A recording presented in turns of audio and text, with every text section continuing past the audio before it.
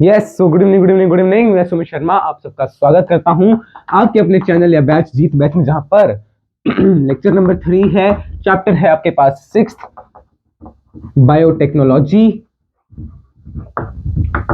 Principles and processes. Bunty ji का भी हम स्वागत करते हैं एक बार फिर से। बंटी जी भी क्लास में आ चुके हैं और बंटी जी आप भी बैठ जाइए जल्दी से जाकर। हाँ, बैठ जाता हूँ। अच्छा, पिछला लेक्चर सबने रिवाइज किया था क्या? बंटी, क्या तुमने रिवाइज किया था? हाँ, मैंने तो रिवाइज किया था। आज तो टेस्ट था, आज क्यों पढ़ा रहे हो?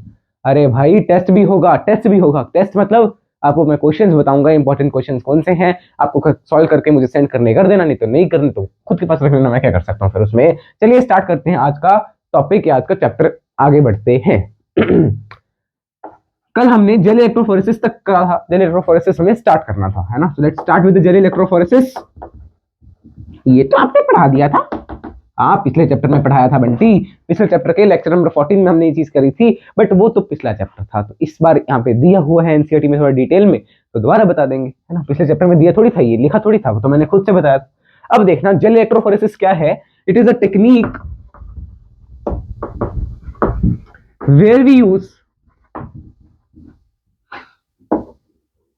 अ जेल, और हमारे केस में जो हमारे सिलेबस में है दैट इज एग्रोस जेल, है ना, जो कि सी वुड से मिलती है, बट स्टिल पहले हम जनरल बात करते हैं। हम एक जेल यूज करेंगे, we use a gel to separate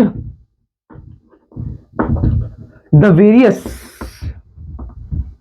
fragments of DNA, fragments of DNA, और उस सेपरेशन के बाद एंड देन आइसोलेट, फिर हम क्या करेंगे, आइसोलेट करेंगे द जीन ऑफ इंटरेस्ट,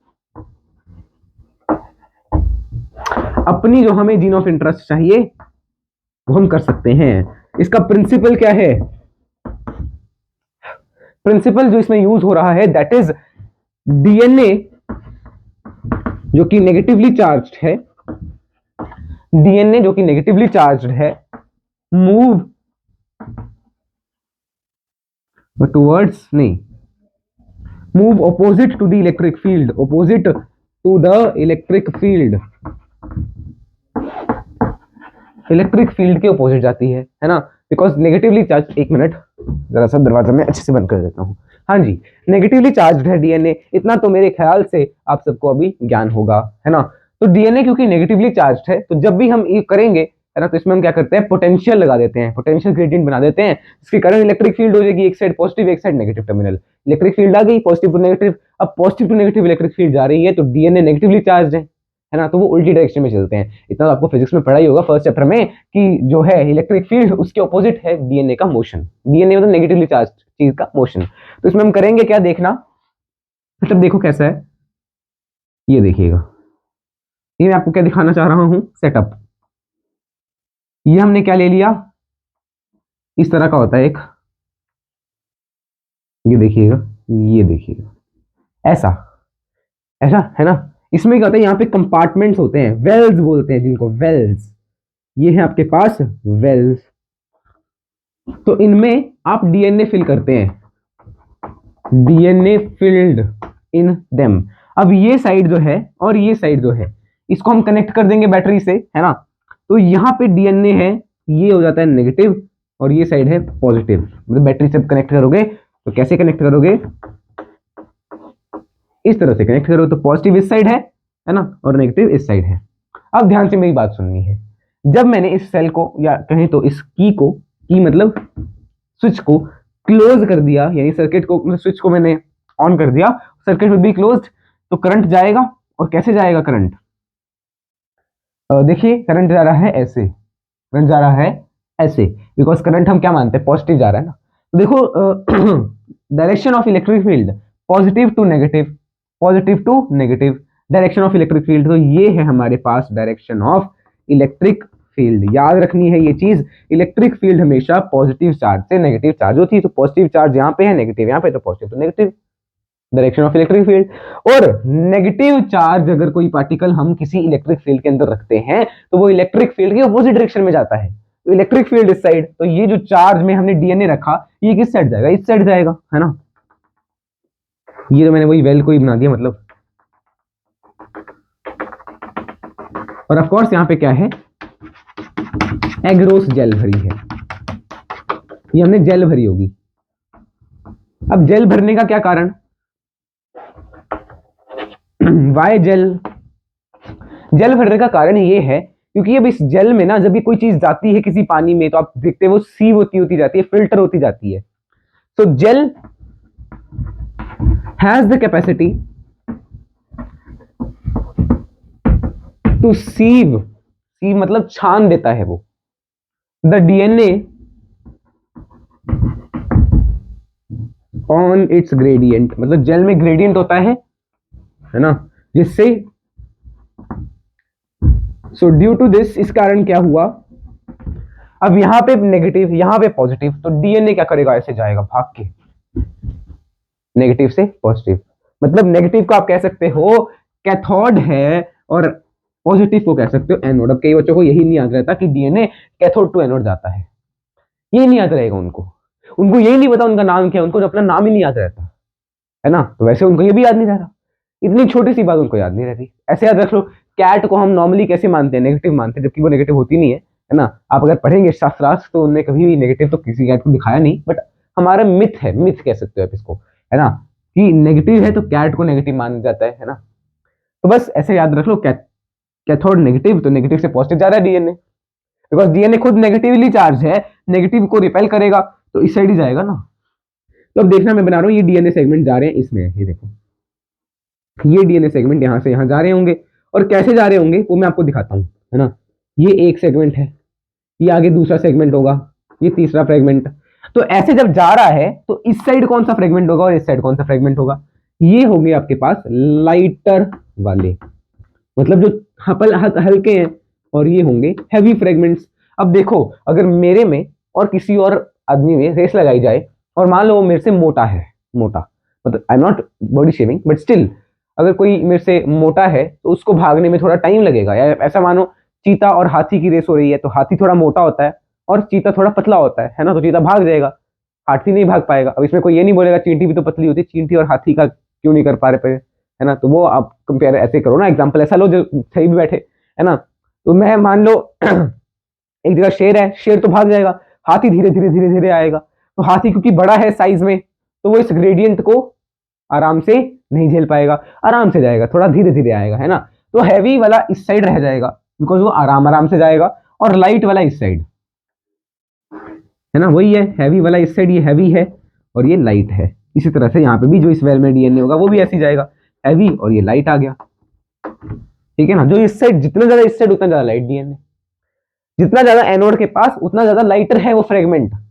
अब हमें जो हमें फ्रेगमेंट चाहिए जीन ऑफ इंटरेस्ट, उसका हमें वेट वगैरह पता होगा ना, कि वो अगर हम उसको इतने ही देर के लिए इसमें रखें इलेक्ट्रिक फील्ड में तो वो कहाँ तक पहुंचेगा, हमने उसकी पोजीशन इसकी पोजीशन कंपेयर कर लेना है ना।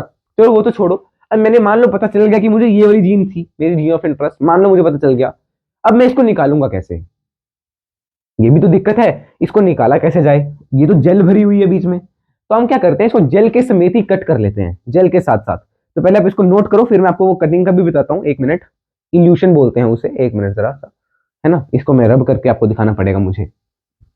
जेल इलेक्ट्रोफोरेसिस ही चल रहा है, अभी खत्म तो नहीं हो पाया है ना।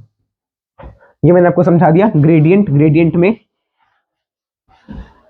नेगेटिव पॉजिटिव मैंने आपको समझा दिया, और लाइटर ग्रेड वो भी समझा दिया ना, लाइटर वाला, लाइटर जो है जितना लाइट होगा चार्ज डीएनए में, जितना डीएनए का मॉलिक्यूल का वेट कम होगा, ये भी लिख ही लो, lighter the DNA farthest it moves, farthest it moves, उतनी ही दूर आपको मिलेगा, कहां से, जहां से चल रहा था फ्रॉम द वेल, वेल कहां पे है, नेगेटिव साइड कैथोड पे, है ना।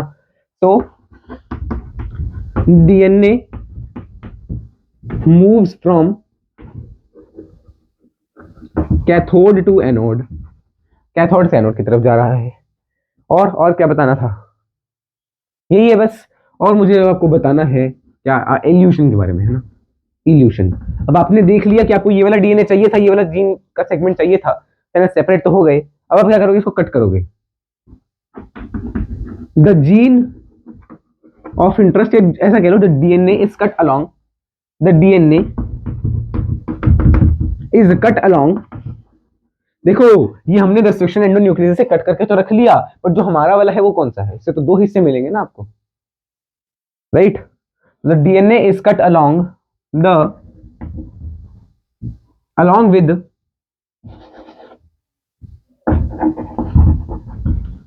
एक मिनट यार, अब ठीक है, अलोंग विद द जेल, ठीक है। अब इन हर केस जो हम यूज करते हैं वो मैं आपको बाद में बताऊंगा। जेल के समेत ही आपने इसको कट कर लिया, विच ऑन हीटिंग, इसको हमने हीट किया तो हमें जेल तो उड़ जाएगी, सिर्फ हमें क्या मिलेगा, gives us R DNA of interest, जो भी हमें डीएनए चाहिए था या जीन चाहिए था इंटरेस्ट वाला, gene will be the better word है ना, जीन ऑफ इंटरेस्ट हमें मिल गया। तो इसको आप क्या कह सकते हो, फर्स्ट स्टेप आपका कंप्लीट हो गया कि आपने क्या किया, रेस्ट्रिक्शन एंडोन्यूक्लियस से कट किया और आपने इसको जेल इलेक्ट्रोफोरेसिस करके आपका जीन का सेगमेंट जो आपको चाहिए था वो आपको मिल गया। सेकेंडली आप क्या करोगे, इसको एक वेक्टर में इंसर्ट करोगे, है ना, वेक्टर का भी ऐसे ही करोगे ना, उसमें भी कट करोगे और इनको आपस में लाइगेसेस की मदद से जोड़ दोगे, है ना। इतना तो हमने कल भी समझा था, लाइगेसेस को जोड़ देंगे, सेम ही रेस्ट्रिक्शन एंडोन्यूक्लियस से कट करना है ना। अब बाद में क्या होगा, जब कट करके जोड़ दिया, अब उनको जोड़ने के बाद आप क्या करोगे, बंटी बताइए क्या करेंगे, उसको हम क्लोनिंग वेक्टर में डालेंगे। हाँ बिल्कुल सही, क्लोनिंग वेक्टर में डालेंगे, क्लोनिंग वेक्टर से वो क्लोन होता जाएगा और आगे वो ट्रांसफर कर देंगे होस्ट सेल में, है ना। अब हमें यही पढ़ना है क्लोनिंग वेक्टर कैसा होना चाहिए। उससे पहले मैं आपको एक नोट लिखवा देता हूं अबाउट द जेल, नोट कर लो, gel in our case is agarose gel which we obtain from the seaweeds, जो हम सीवीड्स से ऑब्टेन करते हैं, सीवीड्स से हमें एक्सट्रैक्ट लिख लो, which we extract from seaweeds। So with this आपका जेल इलेक्ट्रोफोरेसिस कंप्लीट हो गया, आपने अपना डीएनए निकाल लिया। बट अब हमें ऐसा तो नहीं ये सारे दिखेंगे, है ना, इल्यूशन से पहले हमें इनको देखना पड़ेगा कि हमारा कौन सा है। तो उसको देखने के लिए हम क्या करते हैं ना, to view the DNA, because DNA आपको ऐसे तो दिखेगा नहीं इसमें, है ना, आपको तो बस अंदाजे से आपने स्विच ऑन किया, बंद कर दिया, तो देखते हैं, आपको ये थोड़ी दिख रहा है कि कौन सा ज्यादा पीछे कौन सा ज्यादा है, डीएनए आपको नेकेड ऐसे दिख ही नहीं सकता ऐसे तो, है ना। To view the DNA we use ethidium bromide, हम क्या करते हैं, इथीडियम ब्रोमाइड में इसको डालते हैं, है ना, इथीडियम ब्रोमाइड में डाल दिया और यूवी रेस के अंदर देखा, and view it under UV rays, compare the size size compare कर दिया, हमें पता चल गया हमारा वाला डीएनए कौन सा है। उसके बाद हमने इसकी कर दी इल्यूशन, उसके बाद इल्यूशन होगी। पहले तो आप देखोगे ना हमारा वाला डीएनए कौन सा, वो कैसे देखोगे, उसको हम क्या करेंगे, इथीडियम ब्रोमाइड के सॉल्यूशन में डिप करेंगे, डालेंगे पूरे को इसको, है ना, और फिर हम यूवी रेस चालू कर देंगे, उससे दिखेगा हमें, अच्छा ये वाला डीएनए इस पोजीशन पे, ये इस पोजीशन पे, ये सेगमेंट इस पोजीशन पे, हमारा सेगमेंट जो है उसका अगर मैं कैलकुलेट करूँ तो वो तो इस पोजीशन पे होना चाहिए। इतनी देर के लिए अगर मैंने इलेक्ट्रिक फील्ड चलाई, हाँ तो देखते हैं, हाँ यही वाला है हमारा है, उसको कट किया, इल्यूट कर लिया, इल्यूशन कर दी उसकी, उसको आपने हीट किया, हीट करने से आपको क्या मिल जाएगा, आपको अपना वाला मिल जाएगा जो आपका सेगमेंट था, है ना, अलग हो जाएगा, जेल उड़ जाएगा, है ना। इसको नोट कर लो। तो ये देखो कितना आसान सा प्रोसीजर है, कोई खास इसमें डिफिकल्टी नहीं है। प्रिंसिपल में आपको बस एक ही चीज याद रखनी है कि क्या हो रहा है, डीएनए नेगेटिवली चार्ज है, कैथोड टू एनोड वो मूव कर रहा है। आई होप आपने इसको नोट कर लिया, कर लो यार अच्छे से। फिर हम चलते हैं towards the cloning vectors. I hope and believe that आप इसको नोट कर रहे हैं। बंटी नोट्स दिखाओ अपने, दिखाओ, बोलो। ओ तुमने तो पिछले नोट्स भी बनाए हैं, सब नोट्स बनाए हैं इसने, बहुत पढ़ने वाला बच्चा है, बहुत पढ़ता है। देखना इसकी भी रैंक जरूर आएगी नीट में, ठीक है ना। बकवास भी नहीं करता ये तुम्हारी तरह कि क्या ये नीट लेवल के लिए है, अरे नहीं, ये तो सिर्फ बोर्ड के लिए पढ़ा रहे हैं, है ना। कोई नहीं, वक्त सबको बताएगा कि ये नीट लेवल था कि नहीं था। एक दिन जब आएगा, जब मैं आऊंगा यहाँ पे नीट के बाद और आपको दिखाऊंगा नोट से डायरेक्ट क्वेश्चन आया है, बिकॉज नोट में मैं पढ़ा के रहा हूँ, एनसीईआरटी पढ़ा रहा हूँ, है ना, तो डायरेक्ट क्वेश्चन तो आएगा ही आएगा। And I am taking 100% guarantee of these notes, इन्हीं से क्वेश्चन आएगा और तब आप देखोगे अरे यार हमने तो ऐसे ही मतलब कहा यार, हमें पढ़ लेना चाहिए था उस time, but still there is no problem, that's all up to you कि आपको किससे कब कहाँ पढ़ना है। मैं ये नहीं कहता कि सिर्फ मैं ही अच्छा पढ़ाता हूँ या सिर्फ मैं ही बहुत अच्छा पढ़ाता हूँ, है ना। मैं तो अपनी टीचिंग को पसंद भी नहीं करता, है ना। मुझे तो मेरा मेथड ही पसंद नहीं है। मैं तो चाहूँ तो कैसे पढ़ाऊँ वो तो मुझे आप बताते हो। जैसे अभी किसी ने कहा था कि एनसीईआरटी मत रीड करवाइए, मतलब ऐसे पहले मैं क्या करता था, एनसीईआरटी रीड करता था, फिर लिखता था, फिर समझाता था, तो वो कहता बड़ा टाइम वेस्ट होता, तो मैंने एनसीईआरटी रीड करना ही छोड़ दिया 20 लेक्चर में, बिल्कुल एंड में करता हूँ। अब किसी को उससे दिक्कत है तो वो मैं कर नहीं सकता उसका कुछ, है ना। बोलो एनसीईआरटी मत पढ़ो, क्यों भाई, तुम पढ़ लेते हो घर पे, हैं, है ना। तो अब आगे क्या है, next we are starting the cloning vectors. अगला जो है आपके पास मशीनरी में आता है क्लोनिंग वेक्टर्स। तो कल हम मशीनरी पढ़ रहे थे ना, मशीनरी कौन कौन सी इन्वॉल्व है इसमें, पूरे आरडीएनए या जेनेटिक इंजीनियरिंग में कौन कौन सी मशीनरी इन्वॉल्व है। कल हमने पढ़ा रिस्ट्रिक्शन एंडोन्यूक्लियसेस और हमने पढ़ा था रिगार्डिंग लाइगेसेस। आज हमने क्या पढ़ लिया कि वो तो ठीक है, कट कर लिया, कट करने का सेपरेट कैसे करोगे वो भी पढ़ लिया मैकेनिज्म। अब हम पढ़ेंगे क्लोनिंग वेक्टर्स के बारे में। क्लोनिंग वेक्टर्स के पास सबसे पहले हम कौन कौन सी चीजें यूज कर सकते हैं इसमें। We can use plasmid and bacteriophages.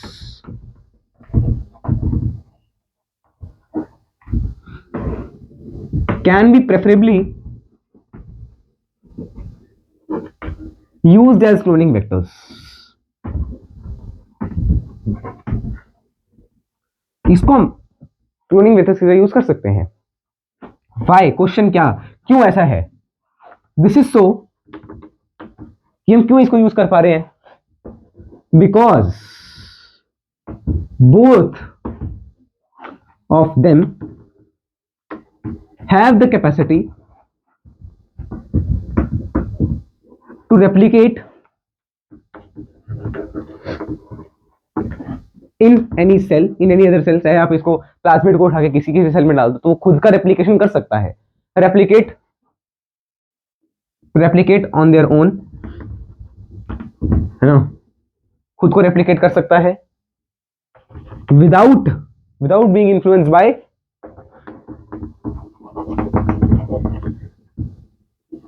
Chromosomal DNA. मतलब क्रोमोसोमल डीएनए का अलग से वो चलता जाएगा, है ना। क्रोमोसोमल डीएनए, क्रोमोसोमल डीएनए का अलग सर्कल चलेगा, कौन सा रेप्लिकेशन का, इसका अलग चलता रहेगा। ये जब चाहे रेप्लिकेट कर सकता है और इनका नंबर भी ज्यादा हो सकता है एक सेल में, है ना। नंबर ऑफ बैक्टीरियोफेजेस पर सेल, एक सेल में कितने बैक्टीरियोफेज आ सकते हैं, कैन बी हाई, है ना। तो कई सारे डीएनए बैक्टीरियोफेज के आ सकते हैं अंदर एक सेल में।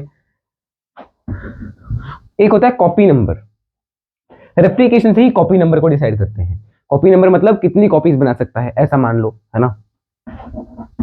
Both of them have high copy number, इनका कॉपी नंबर भी बड़ा हाई है।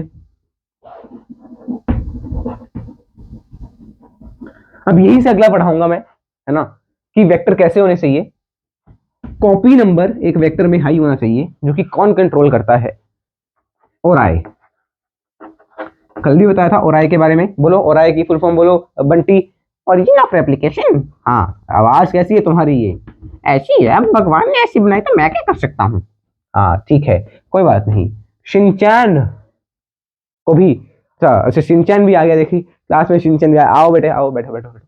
अच्छा तुम क्या, अच्छा बाहर से देख रहे थे लेक्चर्स, ठीक है तो बैठ जाओ। अभी तुमने देखा सारा, नोट भी किया, देखो बाहर से बैठ के देख रहा है बेचारा, है ना।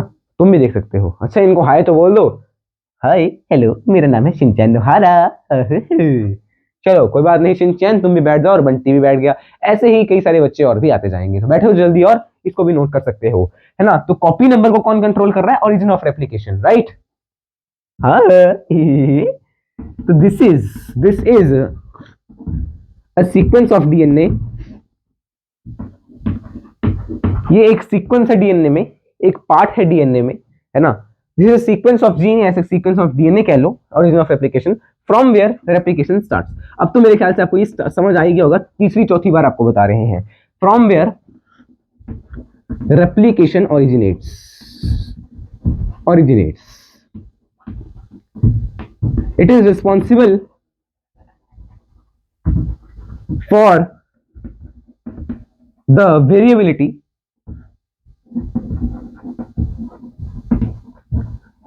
Of copy number. अब कौन है? लो जैक भी आ गया। जैक तुम भी बैठ जाओ। ओए तोड़ दूंगा, फोड़ दूंगा। मैं तो बैठने आया हूँ। ओए किताब लेके आए हो? तोड़ तो तुम्हें दूंगा। हाँ ओए, मैं सब कुछ लेके आया हूँ, खुद को भी लेके आया हूँ और किताब को भी लेके आया हूँ। ओए तो अब यहाँ देखो ये क्या है, एक सीक्वेंस है डीएनए फ्रेगमेंट का। ये डीएनए में एक सीक्वेंस है ना, एक सीक्वेंस है। क्या है? सीक्वेंस है जहां से from where replication originates it is responsible for the variability of copy number. Copy number इसी पे डिपेंड करता है। तो हम वही वेक्टर चूज करते हैं जिसमें ओरिजिन ऑफ रेप्लिकेशन का कॉपी नंबर ज्यादा हो। Vector with more copy number is preferred. Preferred. क्या तुम्हें समझ आया जैक? हाँ ओए, और मेरे भाई को क्यों नहीं बुलाया? वो भी आना चाहे तो आ सकता है बट वो पढ़ता ही नहीं है ना। ऑगी को क्यों बुलाएं फिर हम? जैक तुम ही ठीक हो, तुम ही आराम से बैठ के पढ़ो। ओए ठीक है ओए। हाँ जी, तो आई होप सो आपको ये सब चीजें जो हैं क्लियर होते जा रही हैं। तो एक वेक्टर में एक होता है ओरिजिन ऑफ रेप्लिकेशन, ओके, जो कि एक सीक्वेंस है डीएनए का, और उस ओरिजिन ऑफ रेप्लिकेशन से ही हम कंट्रोल कर सकते हैं। एक वेक्टर कंट्रोल करता है अपना कॉपी नंबर, तो हमें वही वाला वेक्टर अच्छा लगता है जिसका ओरिजिन ऑफ रेप्लिकेशन में जो कॉपी नंबर है वो हाई होना चाहिए, है ना, बिकॉज वो आसानी से अपनी कॉपीज ज्यादा बना सके। ठीक है ना। और अगर मैं बात कर रहा हूँ प्लाज्मिड की, तो एनसीईआरटी कहती है कि प्लाज्मिड में 1 से 100 हो सकते हैं, एक सेल में प्लाज्मिड्स, तो इतनी जल्दी कॉपी कर सकता है ना। तो आप ऐसा कह सकते हो 1 to 100 और इवन मोर, और इवन मोर। ओए आगे बढ़, ये तो हमें आता है। अच्छा, एक क्वेश्चन उठा के पूछूंगा ना ओरिजिन ऑफ रेप्लिकेशन से, आएगा नहीं, फूक निकलेगी मुंह से, बदतमीज। मेरे सामने जैक गिरी दादागिरी मत करना। इसको नोट करो, मैं इसकी फोटो क्लिक कर लेता हूं, है ना। इसको नोट कर लिया क्या? Have you noted? Hello, note कर लियो। ओए जल्दी बंद कर, जल्दी आगे आ जा। नोट कर लिया है मैंने। ठीक है, जैक ने नोट कर लिया। अब जैक बिल्कुल चुप रहना। देखो बाकी दोनों कैसे सहमे चुप बैठे हो ना, मैं तो रहता ही चुप हूं। और कोई ये नहीं लिखेगा कि शिनचैन की आवाज पता नहीं क्यों इतनी गंदी लग रही है। अब जैसी है वैसी ही है ना शिनचैन? हाँ मैं हूँ शिनचैन नोहारा। शिनचैन कैसे बोल रही हूँ? हाँ, तो क्लोनिंग वेक्टर्स में एक चीज हमने देख ली, तो इनमें ओरिजिन ऑफ रेप्लिकेशन होना चाहिए। तो हम प्लाज्मिड को उसी क्लोनिंग वेक्टर में लगाएंगे जिसका कॉपी नंबर ज्यादा होगा और ओरिजिन ऑफ रेप्लिकेशन के जिसमें ओरिजिन ऑफ रेप्लिकेशन होना चाहिए। सेकंड जो चीज आती है एक क्लोनिंग वेक्टर की, वो कौन सी है? दैट इज सिलेक्टेबल मार्कर की। उसके अंदर सिलेक्टेबल मार्कर्स होने चाहिए, मतलब, है ना। ये भी क्या है? डीएनए का एक सेगमेंट है। एक मिनट जरा सा, मैं एक मिनट जरा सा चौक ले लेते हैं। एक मिनट रुकिएगा जरा सा। अरे भाई साहब रुक क्यों नहीं जाते हैं? ओए जल्दी करवा, चौक उठा, जल्दी करवा। ओए उठा तो रहा हूं। रॉबर्ट कौन आया ये है? सिलेक्टेबल मार्कर हमने नहीं नहीं मतलब नहीं नहीं, कोई और ही मेरे को मिल गई थी, मैं वही उठा ली। सिलेक्टेबल मार्कर, तो ये भी जैसे मैंने कहा एक डीएनए का फ्रेगमेंट ही तो है। It is also fragment of DNA. Fragment कह लो, फ्रेगमेंट की जगह sequence will be the better word.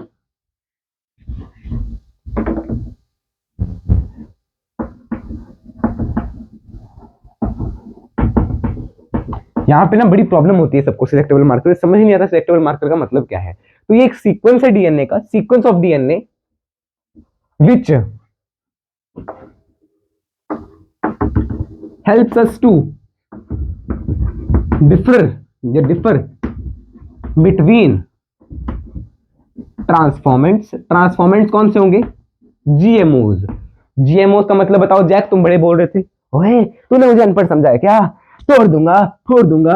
Genetically modified organisms होता है, मतलब जिसमें आरएनए, मतलब आप कह सकते हो कि इसमें क्या हो, आरडीएनए हो। ए हाँ बिल्कुल सही, जैक ने कहा कि ट्रांसफॉर्मेंट्स मतलब वो जिनमें आरडीएनए हो, जिसने आरडीएनए को अपनी बॉडी के अंदर ले लिया, उसको बोलेंगे transformant. Between transformant and non transformants, non transformants जिन्होंने आरडीएनए को अपनी बॉडी के अंदर नहीं लिया, कह लो जो नॉर्मल है, कह लो ऐसा कह लो। ओए ऐसे मत बोल, क्यों भाई, ऐसे में क्या है ना। तो ये वो सीक्वेंस है डीएनए का। और जनरली क्या होता है ना, generally they are antibiotic resistant genes, they are antibiotic resistant gene. मतलब एंटीबायोटिक रेजिस्टेंट जीन होती है ना किसी की, अगर मान लो किसी प्लाज्मिड पे, तो ये वही है मान लो जनरली, है ना। और वही जो है सिलेक्टेबल मार्कर का काम करती है। ऑलराइट, तो फॉर एग्जांपल इन पीबीआर 322 जो कि इकोलाई का क्लोनिंग वेक्टर है, अ cloning vector for E coli, cloning vector of E coli, उसमें आपको कई सारे आपको मिल जाएंगे। टेट्रासाइक्लिन का हो गया, एम्पिसिलिन हो गया, टेट्रासाइक्लिन। ये क्या है, व्हाट इज टेट्रासाइक्लिन, बताओ। क्या नाम है तुम्हारा, बंटी, तुम बताओ। टेट्रासाइक्लिन तो वो है सिलेक्टेबल मार्कर। हाँ, सिलेक्टेबल मार्कर किसका है, अच्छा ये बताएगा मुझे शिनचैन। सिलेक्टेबल मार्कर है इकोलाई में एक क्लास क्लोनिंग वेक्टर पीबीआर 322 का। हाँ, टेट्रासाइक्लिन किसका, 322, पीबीआर 322 है ना इसका। और इसी में और कौन से हैं आपके पास, एम्पिसिलिन, एम्पिसिलिन है ना, और क्लोरामफेनिकॉल, क्लोरामफेनिकॉल है ना। ये सारे क्या है, पीबीआर 322 के क्या है, ये क्लोनिंग वेक्टर में जो सिलेक्टेबल मार्कर्स हैं। These are the selectable markers of PBR 322। क्या तुम्हें समझ आया, क्या तुम्हें समझ आया बंटी। हाँ मुझे तो सब कुछ समझ आ गया। ये तुम्हें शिनचैन की आत्मा क्यों आ रही है, ओ वो तो मेरी आवाज सुन के हंस रहा है। अच्छा है, हंसते रहना चाहिए और मुस्कुराते रहना चाहिए। सिलेक्टेबल मार्कर आई होप सबको क्लियर हो गया हो। अब मैं ये आपको आगे एक्सप्लेन करूंगा, ये ट्रांसफॉर्मेंट्स एंड नॉन ट्रांसफॉर्मेंट्स आपको मैं आगे एक्सप्लेन करूंगा। आगे मतलब अभी जो एक सेगमेंट आएगा इसके बाद, है ना, नेक्स्ट जो है सिलेक्टेबल मार्कर के अगला, उसके बाद, बिकॉज उससे आपको थोड़ा सा ज्यादा अच्छे से समझ आएगा। I hope so cloning site उससे आप बाद में ज्यादा अच्छे से समझेंगे। इसको नोट कर लो, नोट कर लिया क्या तुमने जैक। ओए मैं नोट कर लिया, मैं तो बड़ी जल्दी नोट कर लेता हूँ, बिल्कुल बिजली की स्पीड है मेरी। ओए मेरे सामने मत आ जाइयो, तोड़ दूंगा फोड़ दूंगा, बिल्ली की तरह निचोड़ दूंगा। तू भी तो एक बिल्ली ही तो है। ओए दोबारा मत बोल देना। हाँ, तो मेरे ख्याल से क्लोनिंग वेक्टर में सिलेक्टेबल मार्कर तुम्हें सबको क्लियर है। हाँ ओए क्लियर है, क्या कर लेगा, तोड़ दूंगा फोड़ दूंगा। जैक अब तुम्हारी आवाज आई तो मैं तुम्हें ही निचोड़ दूंगा, नींबू की तरह निचोड़ दूंगा, और सब कुछ कोड़ दूंगा फोड़ दूंगा तोड़ दूंगा। मेरे साथ बहस कर रहा है, पता है हम कौन है? तू हुस्न भरी तू जाने जहां, तू सबसे हंसी तू सबसे सवा, सौंदर्य साबुन निरमा। ओए चुप हो जा बदतमीज, इधर देख बदतमीज कहीं का। देखो क्या गा रहा है यार, मैं क्या पढ़ा रहा हूँ, ये क्या गा रहा है ना। अच्छा, जो बच्चा जो विद्यार्थी यहाँ तक पहुंचा है वो क्या करे, अपना टाइम स्टैम्प ही जो है ये डाल के नीचे उसमें डाल दे, किसमें, कमेंट्स में, ताकि मुझे पता चल सके कौन इतने इतनी दूर तक पहुंचता है। वैसे तो कोई पहुंचता ही नहीं होगा, देखते कहाँ हो तुम वीडियोस पूरी ऐसे शुरू हो जाते हो एक बार कल क्या, चलो बाद में बताऊंगा, अभी तो जो कर रहे हैं वो तो करें, है ना। अगला है क्लोनिंग साइट्स।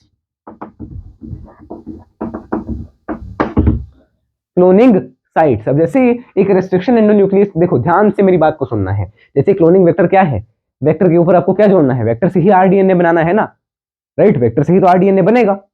तो आपने वेक्टर को कट करना है, आपने अपने फॉरेन जीन को आपने कट करना, वो तो आपने कर लिया, फॉरेन जीन को कट करके जेन इलेक्ट्रोफोरेसिस करके आपने उसको सेपरेट कर लिया, आपको फॉरेन जीन मिल गया, फॉरेन जीन मिल गया। अब उसको आपको वेक्टर के साथ जोड़ना है तो वेक्टर को भी कट लगाना पड़ेगा। वेक्टर को कट लगाएगा कौन, रेस्ट्रिक्शन एंडोन्यूक्लियस। वो किसको रीड करेंगे, वो क्लोनिंग साइट्स को रीड करेंगे, है ना। क्लोनिंग साइट्स क्या है, site of cloning of rDNA, rDNA की क्लोनिंग साइट है ये, फुल स्टॉप।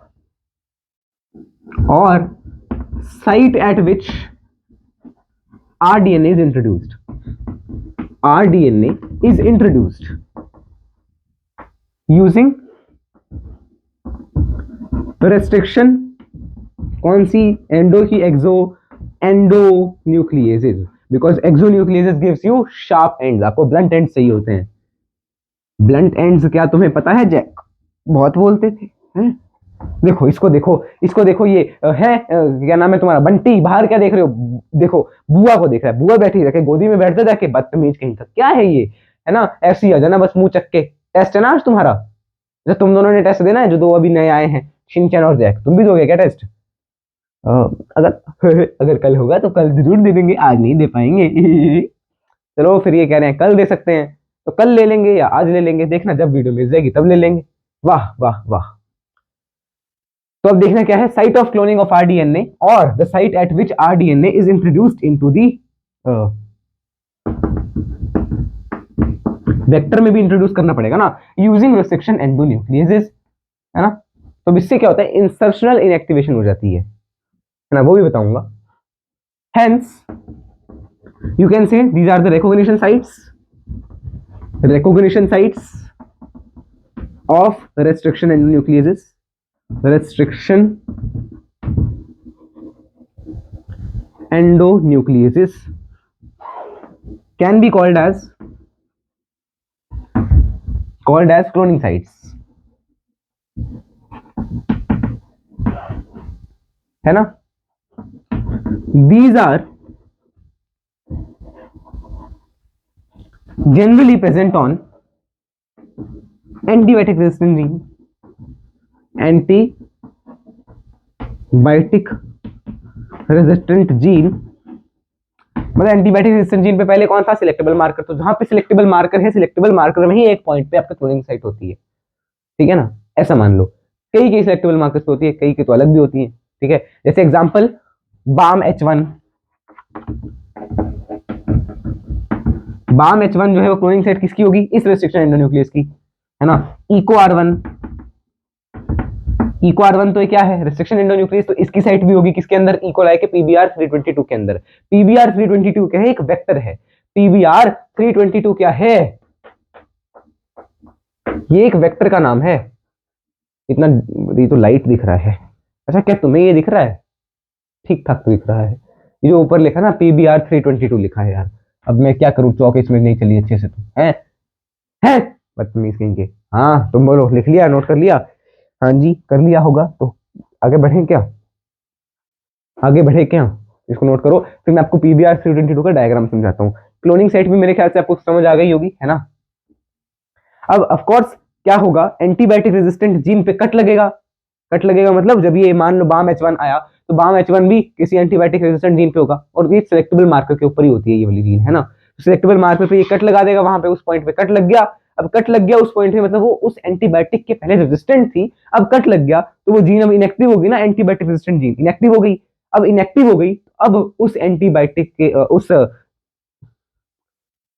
एंटीबायोटिक के रेजिस्टेंट रहेगा नहीं, है ना? जैसे मान लो टेट्रासाइक्लिन पे ये बाम H1 वाला प्रेजेंट होता है ना?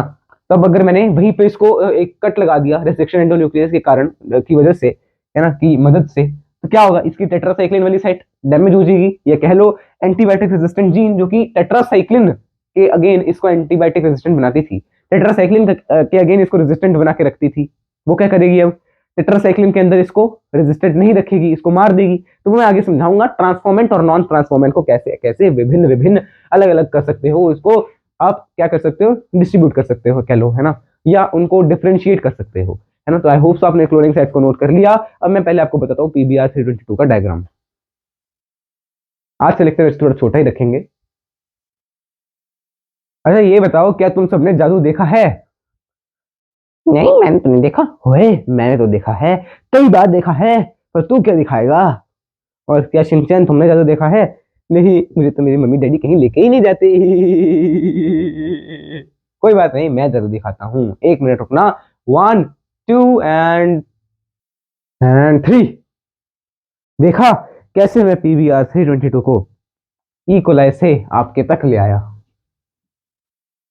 तो कई बोलेंगे टिकटॉकर आ गया, कई बोलेंगे छपरी आ गया, कई बोलेंगे डैश आ गया। डैश में कोई भी गाली जो आप देना चाहते हो, और आप देते भी होंगे, है ना? तो ये डायग्राम किसका है, पीबीआर 322 का, जो कि एक वेक्टर है ना? और अब मैं आपको दिखाता हूँ क्या इसमें वो सारी चीजें हैं जो अभी तक हमने पढ़ी। अभी एक चीज और है, वो भी हम देखेंगे। तो वो कुछ है नहीं वैसे खास, वो तो यही बताया कि कौन सा वेक्टर किसके लिए यूज होता है, प्लांट्स के लिए कौन सा, एलिमेंट्स के लिए कौन सा, है ना? तो अब देखना, ये ओराई दिख गया, ऑरिजिन ऑफ रेप्लिकेशन, ये चीज आपको नहीं पता चलेगी। Repressor of primer ROP, repressor of primer ROP. Repressor of primer क्या है? ये क्या करेगा? कॉपी नंबर को कंट्रोल करेगा, कॉपी नंबर को कंट्रोल करेगा और क्या करेगा? ये प्रोटीन बनाएगा, प्रोटीन्स फॉर रेप्लिकेशन। रेप्लिकेशन के जो भी प्रोटीन्स वगैरह हैं वो ये बनाएगा, है ना, रेप्लिकेशन के लिए जो प्रोटीन्स यूज होंगे। अब देखना ये क्या है? इको आर1 की साइट है यहाँ पे, ये है क्लावन, हाइंड 3, बैम H1 जो आपको भी बताया, सेल 1, इसको साली कोई नहीं पढ़ेगा, सेल 1, PVU2, PVU1, PST1। कैसे याद रखोगे? PVU1 है, PVU2 है, हाइंड 3 है, क्लावन है, इको आर1, पोस्ट 1, ऐसे याद रख लो, कुछ भी याद रख लो, ट्रिक बना लो, है ना।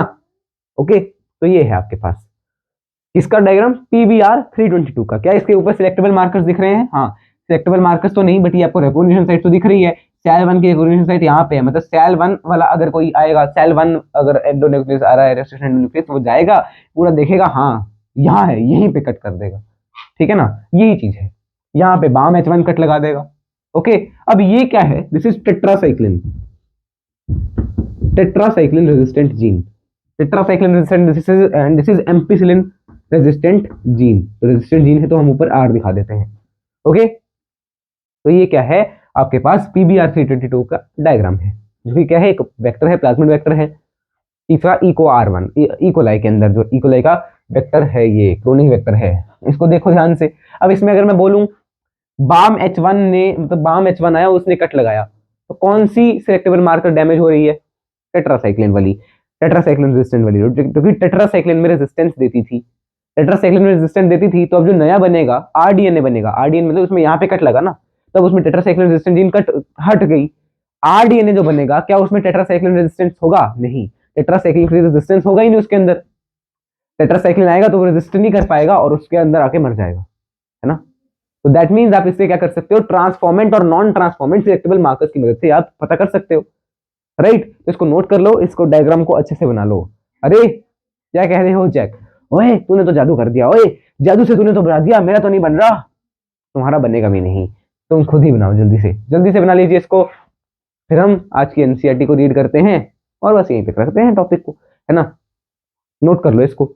देखो पहले मैं टाइम देखूं कितना है, अभी तो वैसे 37 मिनट ही हुए हैं, तो हम पढ़ना चाहे तो पढ़ भी सकते हैं, बट स्टिल मैं आपको जो है ट्रांसफॉर्मेंट नॉन ट्रांसफॉर्मेंट अगले लेक्चर में बताऊंगा। फिर है थोड़ा बहुत जो वो बचा है ना, इंसर्शनल इनएक्टिवेशन है, फिर कॉम्पिटेंट होस्ट है, फिर प्रोसेसेस बच जाएंगे। प्रोसेसेस में तो कुछ है नहीं खास, सब कुछ रिपीटेड ही आएगा, बस एक डाउनस्ट्रीम प्रोसेसिंग रह जाएगी। आई होप आपने इसको नोट कर लिया, मैंने इसकी फोटो भी क्लिक कर ली है। क्या तुम तीनों के पास बुक्स हैं? शिनचैन और क्या नाम है, जैक और क्या नाम है, बंटी है? तो निकाल लो, फिर किसकी वेट कर रहे हो। आई होप आपने इसको नोट कर लिया क्या? ओके ओके, तो for homework you are having, हाँ लेक्चर यही तक है, आज का लेक्चर थोड़ा छोटा ही है। ओके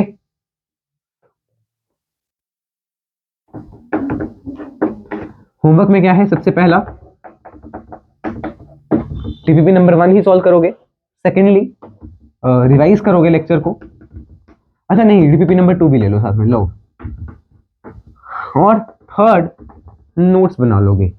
इन्होंने तो साथ में बना लिया, आप भी बना लेना, है ना। स्टार्ट करते हैं एनसीईआरटी रीडिंग। खोलो एनसीईआरटी जल्दी से, और फिर हम देखेंगे थोड़े बहुत आपके कमेंट्स, बिकॉज आज कमेंट्स पे भी थोड़ा सा देखते हैं ना क्या कमेंट कर रहे हो आप। Separation and isolation of DNA fragments. The cutting of DNA by restriction into nucleus result in fragment. Fragment बन गए, electrophoresis करवाओगे, DNA fragments negatively charged हैं, move towards the anode under an electric field through a medium या matrix हम कौन सा use कर रहे हैं? Agarose gel. Nowadays most common is agarose gel, which is a natural polymer extracted from seaweeds. बताया था, the DNA fragment separate या resolve across the size because sieving effect है, मतलब आप कह सकते हो gradient है ना उसके अंदर, उसके कारण smaller the size farther it moves. Separated DNA can be visualized only after the staining with a compound known as ethidium bromide. Ethidium bromide में उसको ट्रांसफर कर दोगे, स्टेन कर दोगे, उसको एक्सपोज करोगे, एक्सपोजर दोगे यूवी रेज का, आप ऐसे नहीं देख पाओगे, आपको ऑरेंज कलर का बैंड दिखेगा डीएनए का इथीडियम ब्रोमाइड के अंदर। ये नोट कर लेना, ये नोट कर लो कि डीएनए का बैंड, ये नहीं मैंने आपको बताया ना, ऑरेंज कलर का बैंड होता है, ऑरेंज कलर का, ऑरेंज कलर बैंड इन इथिडियम ब्रोमाइड, ये नोट कर लो अपने नोट्स में, है ना, ये चीज थोड़ी मिस होगी वो पीछे, है ना, तो इसलिए नोट कर लो। अब आगे देख लिया, आगे देखना, बाकी तो सब कुछ मैंने लिया ही है। फिर है आगे, the separated bands are cut out from agarose gel and extracted from the gel piece, this step is known as elution, the DNA fragment purified in this way can be used for constructing rDNA, rDNA से बना सकते हो आप। अब आपका क्या हो गया, isolation of the foreign gene हो गया। Next, cloning vectors, you know that plasmids and bacteriophages have the ability to replicate within the bacterial cell independent of the control of chromosomal DNA, मतलब chromosomal DNA के अलावा भी ये खुद को replicate कर सकते हैं। बैक्टीरियोफेजेस का हाई नंबर है पर सेल में, एक सेल में कई सारे बैक्टीरियोफेज हो सकते हैं, बताया था मैंने आपको, है ना। प्लाज्मिड में भी एक सेल में कई सारे हो सकते हैं, 1 और 2 कॉपीज पर सेल, जबकि कईयों की 15 से 100 कॉपीज भी होती हैं एक सेल में। तो मैंने आपको यहाँ पे लिखवाया तो था, 1 से 100 लिखवाया था, तो 1 और 2 भी लिखा हुआ है, इसलिए अब मैंने 1 से 100 लिखवा दिया।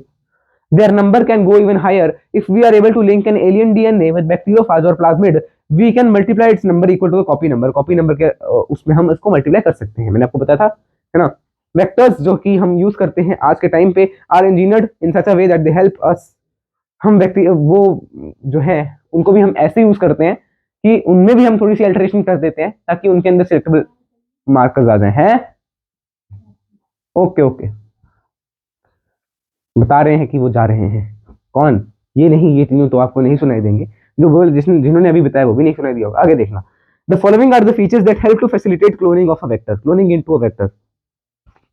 Origin of replication, sequence from where replication starts and any piece of DNA when linked to this sequence can be made replicate within the host cell। पढ़ा ही आपने origin of replication, उसमें हम replicate करवा सकते हैं उसको, राइट। कॉपी नंबर कंट्रोल कर सकता है, लास्ट में देखो origin supports high copy number, high copy number होना चाहिए, उसी को हम चूज करेंगे। सिलेक्टेबल मार्कर, इसके अलावा और ये के अलावा हमें क्या होना चाहिए, एक ऐसा सिलेक्टेबल मार्कर होना चाहिए which help us to identify and eliminate non transformants from transformants, क्योंकि मैंने आपको आज के लेक्चर में नहीं बताया, कल बताऊंगा कैसे ये मदद करता है। Transformation is the procedure through which piece of DNA is introduced into a host bacterium, वही आरडीएनए आपने डाला उसके अंदर, है ना। Normally, the genes encoding resistance of antibiotics such as ampicillin, chloramphenicol, tetracycline and kanamycin, kanamycin मैंने आपको बताया नहीं, बट आप नोट कर लेना, है ना। यार ये क्या है, सिलेक्टेबल मार्कर्स हैं। The normal E. coli does not carry resistance against any of these antibiotics, normal में तो नहीं है, बट हमने क्या कहा, हम अल्टर करके यूज करते हैं इसके वेक्टर को भी, तो वेक्टर में जो अल्टरेशन की उसके कारण ये सारी चीजें आ जाती हैं। Cloning sites, in order to link the alien DNA the vector needs to have a very few preferably single recognition site, तो क्लोनिंग साइट ये चीजें मैंने लिखवाना कैसे भूल गया, वेरी इंपॉर्टेंट थिंग है ये, जो कि मैं पता नहीं क्यों लिखवाना भूल गया। There must be only a single cloning site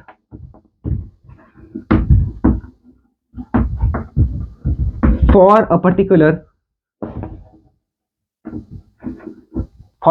क्या, रेस्ट्रिक्शन एंजाइम, बिकॉज अगर कई सारी साइट्स होंगी तो हर जगह ही कट लगा देगा वो, तो फिर कई सारे फ्रेगमेंट मिल जाएंगे, है ना। तो इसी से आगे आप देखिएगा, यहाँ पे लिखा होगा for the enzyme commonly used restriction enzymes, presence of more than one recognition site will generate several fragments which will complicate the gene cloning, है ना, बता दिया। The ligation of alien DNA is carried out at a restriction site present in one of the antibiotic resistance genes, बता दिया गया है। For example, you can ligate a foreign DNA at BAM-H1 site of tetracycline resistant gene in the vector PVR322, बताया था ना, BAM-H1 में भी डाल सकते हो। The recombinant plasmid will lose tetracycline resistance, ये भी मैंने बता तो दिया था, बट करवाऊंगा कल के लेक्चर में, तो यहाँ से थोड़ा सा रीड करके आपको बता देता हूँ, यही से कल हम कंटिन्यू रखेंगे, देखना। The recombinant plasmid will lose the tetracycline resistance, उसमें tetracycline का जो रेजिस्टेंस था वो हट जाएगा, बिकॉज tetracycline resistant जीन जो है वो डैमेज हो गई, है ना। But due to the insertion of foreign DNA आया ना, तो उसके कारण ऐसा हुआ। तो अब आगे आपको क्या दिखाऊंगा, मैं कल आपको बताऊंगा कि आप इसको कैसे यूज कर सकते हो, इन सबको किसको, सिलेक्टेबल मार्कर्स को ट्रांसफॉर्मेंट नॉन ट्रांसफॉर्मेंट में डिफरेंस करने के लिए। एंड हम और क्या देखेंगे, कल हम देखेंगे कि हम बीटा ग्लाइकोसिडेज जैसे कुछ एंजाइम्स वगैरह होते हैं ना, कोडिंग सीक्वेंस है कोई एंजाइम का, उससे भी हम कर सकते हैं ये चीज, ट्रांसफॉर्मेंट्स और नॉन ट्रांसफॉर्मेंट्स को अलग कर सकते हैं, देखेंगे कल के लेक्चर में। फिर हमें क्या क्या देखना है, इंसर्शन एक्टिवेशन इनएक्टिवेशन देखना है, वेक्टर्स देखने हैं कि प्लांट्स में कौन सा यूज करते हैं, एनिमल्स में कौन सा यूज करते हैं, और होस्ट को कैसे कॉम्पिटेंट बनाते हैं, ये देखेंगे। और कल है 4th लेक्चर, है ना, तो कल चैप्टर कल तो नहीं कंप्लीट हो पाएगा, बट स्टिल ट्राई तो होगी, मेरी कोशिश तो ये रहेगी। Isolation of genetic material DNA, process of rDNA, है ना। देखो आइसोलेशन हमने पढ़ लिया, बस बिल्कुल थोड़ा सा बचा है ना, ये सब एंजाइम्स के बारे में बताना है। Cutting of DNA at specific locations we have already done. Next, amplification of gene using PCR, ये बच गया और ये समझने वाला है. Insertion of rDNA into host cell, ये भी हमें वो competent जब हम पढ़ लेंगे तो हो गया. फिर obtaining the foreign gene product, ये है थोड़ा सा जो आपको बताना है बस. Downstream processing and after that the chapter will be completed. तो मैंने कहा ही था इस चैप्टर को 5 लेक्चर्स में मैं कंप्लीट करवा दूंगा और वो मैं करवा ही दूंगा, है ना. तो आज का लेक्चर यहीं तक रखते हैं. थोड़े से कमेंट्स में आपको दिखा देता हूँ आप क्या क्या लिखते हो, है ना. अच्छा, बंटी, जैक और शिनचैन. अच्छा, मैंने कई सारे कमेंट्स देखते हैं, है ना. आप भी बताना कि ये कमेंट्स आपको कैसे लगे. देखते हैं ये क्या रिएक्शन देते हैं आपके कमेंट्स पे. अच्छा, अभी सब्सक्राइबर तो उतने ही रह रहे हैं अब, है ना. अब सब्सक्राइबर कम जरूर हो रहे हैं पर बढ़ नहीं रहे अब. चलो कोई बात नहीं, हमें इससे कोई मतलब नहीं है. तो कमेंट्स देखते हैं. हाँ, नेहा सिंह जी लिख रहे हैं, नाइस, थैंक यू जी. आपकी एज क्या है अभी नहीं बता पाएंगे, आगे तक बढ़ोगे भाई, आगे तक जाओगे भाई, कीप वर्किंग. आगे तक जाना तो मैसेज चला गया नहीं यार. थैंक यू यार, दैट्स कॉल्ड टैलेंट. @एरा ने लिखा है, ईरा या एरा जो भी आप कहते हो. नाइस क्लास, मीनाक्षी जी ने लिखा है. WK सिद्दीकी, आप किस क्लास में हो अभी नहीं बता पाऊंगा. Undeflected alpha particle, oh my God, मतलब 1 in 8000. ये दिल भेज रहे हैं तो हम भी आपको दिल भेजते हैं. और अरहम खान जी लिख रहे हैं, ओके भाईजान, मतलब इस चैप्टर को स्टार्ट करने की जो इंट्रोडक्शन थी ना, वो जो कम्युनिटी पोस्ट उस पे लिखा है इन्होंने, तो ओके जी. मीनाक्षी जी फिर कह रही है, नाइस क्लास, थैंक यू जी. आदित्य पनवार गुड लिख रहे हैं, तो आपको भी गुड, मतलब थैंक्स अ लॉट. सर आपका नेम क्या है. नेम मेरा है Sumit Sharma. Nice effort, superb लिखा है बायो ट्राई यूनिटी ने, थैंक यू जी. अब एक कमेंट ऐसा था जो मैंने क्या किया था, स्क्रीनशॉट खींच के रखा था. एक और चीज, डेटशीट आपकी आ गई है फॉर बोर्ड एग्जाम, है ना. तो वो भी मैं आपको बता दूंगा क्या, आपको देखी भी होगी आपने. मैं इसमें बिलीव नहीं करता ज्यादा, है ना. मैं एक ही बार वही डेटशीट आ गई, वाह इसकी न्यूज ये न्यूज, मैं इसमें ज्यादातर भरोसा नहीं रखता. पढ़ाने में भरोसा रखता हूँ, वो मैं कर रहा हूँ, है ना. अच्छा, एक आया था कल कमेंट, हुजैफ उमर शेख का, लाइव जब प्रीमियर चल रहा था पिछले लेक्चर का, तब कमेंट आया था, भाई पहले अच्छे से पढ़ के आइए, बार बार आप बुक खोल के पढ़ाते हो और खुद ही पढ़ते हो. बुरा मैथ बुरा मत मानना, लेकिन लेक्चर क्रिस्प होना चाहिए, कंसाइज होना चाहिए. देखिए, मैं अभी भी आपको एक बार फिर बता रहा हूं, ठीक है ना. बुरा मानने वाली तो चलो कोई बात नहीं है, बट स्टिल मेरे को गुस्सा आ रहा है. क्यों आ रहा है गुस्सा? बिकॉज आपने शायद मेरे ख्याल से पूरा लेक्चर देखा ही नहीं, है ना. बिकॉज आप देख रहे हैं, आप आ गए होंगे ऐसे, है ना. खोल दिया होगा, मैं कुछ बोलना नहीं चाहता ना, कुछ उल्टा सीधा ना निकल जाए. राधा राधा राधा राधा राधा राधा राधा, गुस्सा कंट्रोल हो जाता है इससे, है ना. तो क्या आपने क्या किया होगा, आपने ऐसे देखा होगा, हाँ खोलता हूँ जरा अपना लैपटॉप या टैब या पीसी जो भी जिस पे भी आप करते हो, ओह यहाँ तो ऐसा प्रीमियर प्रीमियर चमक रहा है. प्रीमियर प्रीमियर का मतलब हमने सुना है, प्रीमियर तो बहुत प्रीमियर अमीरों वाला. इस पे दबा के देखते हैं, अंदर देखा तो ऐसे ही एक खस्सा आदमी पढ़ा रहा है और वो एनसीईआरटी रीड कर रहा है. अब तुमने ये नहीं देखा प्रीमियर कब से स्टार्ट है. प्रीमियर स्टार्ट हुए 50 मिनट हो गए, 45 मिनट हो गए, ये तो नहीं देखा तुमने. पीछे जाके देखते तो पता चलता जो एनसीईआरटी से रीड कर रहा हूँ मैं इसलिए रीड कर रहा हूँ ताकि आपका रिवीजन भी हो जाए, एनसीईआरटी रीड हो जाए, और जो आपको पढ़ाया आपको पता चल जाए कि वो एनसीईआरटी में लिखा हुआ है, इसलिए रीड करता हूँ. एनसीईआरटी नहीं रीड करूंगा तो बता दो, है ना. राधा राधा राधा राधा राधा, नहीं रीड करूंगा अगली बार से बता देना, ओके. तो ये चीज होती है भाई. मेरे को कोई मतलब क्या यार, आप तो फिर मैंने आपके भी कमेंट एक आधा पहले भी देखा हुआ है ना. आप तो फिर पढ़ने वाले बच्चे हो शायद, मतलब जिस हिसाब से मैंने आपके कमेंट पहले भी देखे थे एक आधे बार, है ना. तो आप तो आते रहते हो चैनल पे, बट बाहर से जो नहीं आ रहा वो इसको देखेगा तो उसको कितना अजीब सा लगेगा. हाँ यार, ये तो कह तो सही रहा है, सिर्फ एनसीईआरटी तो पढ़ रहा है. अब उस गधे ने ये नहीं देखा कि पीछे, आपकी बात नहीं कर रहा, जो बाहर से आएगा, है ना, उसने ये नहीं देखा कि पीछे तक अगर आप स्क्रॉल करके देखेंगे लेक्चर को, तो उसमें क्या हमने सिर्फ एनसीईआरटी पढ़ी है. एनसीईआरटी से मैंने खोली भी नहीं एक बार भी, है ना. जो एनसीईआरटी में लिखा है बस वही पढ़ा रहा था. और क्या नीट में एनसीईआरटी नहीं आती? हेलो इधर देख भाई, एनसीईआरटी नहीं आती नीट में बोलो. आती है, सब आता है, एनसीईआरटी ही आती है नीट में, है ना. वो तो बड़ी जल्दी बोलते हो तुम, हाँ एनसीईआरटी तो आती है ना. तो फिर एनसीईआरटी पढ़ो. मतलब ठीक है, एक बार मैंने मान लिया कि जेनेटिक्स के लास्ट के लेक्चर्स में मैंने एनसीईआरटी खोली, उसको देखा, उसको पढ़ाया, उसको लिखा, उसको समझाया, उधर टाइम वेस्ट कह सकता हूं मैं एनसीईआरटी खोलने से हुआ. बट इधर थोड़ी हो रहा है यार. और अगर तुझे टाइम वेस्ट लग रहा है तो लगने दे, छोड़ दे लेक्चर को वहीं पे. Radha Radha Radha Radha, okay okay okay. तो हाँ, आप वहीं पे लीव कर दो ना यार, कोई दिक्कत थोड़ी है इसमें, है ना. वहीं पे छोड़ दो. है ना। तो ये चीज होती है। ऐसे कुछ मेरे को कुछ नहीं होगा ऐसे कि क्या आपको लगता है कि मैं ऐसे जो है एनसीईआरटी रीड करना छोड़ दूंगा? नहीं, मुझे पता है मुझे एनसीईआरटी रीड करवानी है। आप में से कई सारे होंगे जो लेक्चर देखते होंगे एनसीईआरटी रीड नहीं करते होंगे। वैसे तो मोस्ट ऑफ द स्टूडेंट्स इतनी एंड तक पहुंचते ही नहीं है। तो आप आ गए गलती से क्योंकि प्रीमियर चल रहा था। Most of the students starting से कुछ मिनट देखते हैं, हाँ यार अब मन नहीं कर रहा तो बाद में देखेंगे, या हाँ यार ये तो मुझे नीट लेवल का लग नहीं रहा तो बाद में देखेंगे। What is this? नीट का लेवल का नहीं लगा क्या तुम्हें ये? कोई बात नहीं, समय आएगा मैं बताऊंगा कि ये नीट लेवल का था कि नहीं था। देख लेना, एक एक चैप्टर एक एक क्वेश्चन जो है यहीं से आएगा, नोट से। 12th क्लास की बात कर रहा हूँ मैं, 11th की बात ही नहीं कर रहा, 12th की बात कर रहा हूँ। क्योंकि 11th का भी फुल ईयर कोर्स तो मैंने लेके नहीं आया। जीत जो है, जीत बैच का नाम है, बैच। और जीत बैच जो 2024 वाला है ना, मैं पहले भी पढ़ाता था, ठीक है ना। बट इस साल यूट्यूब पे आ गया, इस साल मतलब अभी भी जून में मेरे ख्याल पहली वीडियो डाली है। तो ये जीत ये है ना, ठीक है, ये मैं क्या बताऊं आपको क्या है ये, ठीक है। तो इसको थोड़ा समझो यार, है तो थोड़ी वीडियो तो देख लेते पूरी। दिक्कत तो इस चीज की थी, और मुझे कोई दुख नहीं है आपसे, आप कोई मेरे दुश्मन थोड़ी है, आपको मेरी फिक्र है, परवाह है, इसलिए आपने कमेंट किया। ये मान लो नहीं परवाह तो आप एक राह चलते हुए कि हाँ यार कैसा बेचारा क्या कर रहा है, इसको मैं बता दूं समझा दूं थोड़ा, ये आपने कहा कि क्या क्या सोचा होगा, क्या क्या कमेंट किया होगा। बट स्टिल मैं क्या कह रहा हूँ, आप पूरे लेक्चर तो देखो। और क्या आपको ये नीट लेवल का नहीं लग रहा? इसमें मैं अलग से वीडियो लेके आऊंगा एक, जब नीट का पेपर हो जाएगा देखना। और आप तब सोचेंगे हाँ यार लेक्चर में जो जो चीजें कवर हुई थी, पॉलीजेनिक इनहेरिटेंस के बारे में, ये वाला ग्राफ, ये ऐसा ये वैसा ये सब, है ना, वो सब नीट में आता है, देखोगे आप, है ना। तो जैक, क्या तुम्हें ये नीट लेवल का नहीं लगा? ओए मुझे तो सब कुछ नीट लेवल का लगा, मैं तो खुद ही नीट लेवल का हूँ। बिल्कुल सही कहा जैक ने। तो जैक और शिनचैन और जो बंटी हैं, इसके साथ और भी कई सारे किरदार हम लेके आएंगे आपके साथ पढ़ने के लिए। तो फिर आज का लेक्चर यहीं तक रखते हैं, चलिए फिर मिलते हैं अगले लेक्चर में। तब तक के लिए जय श्री कृष्ण, राम राम, सीताराम, राधे श्याम, श्रीमन नारायण, राम राम।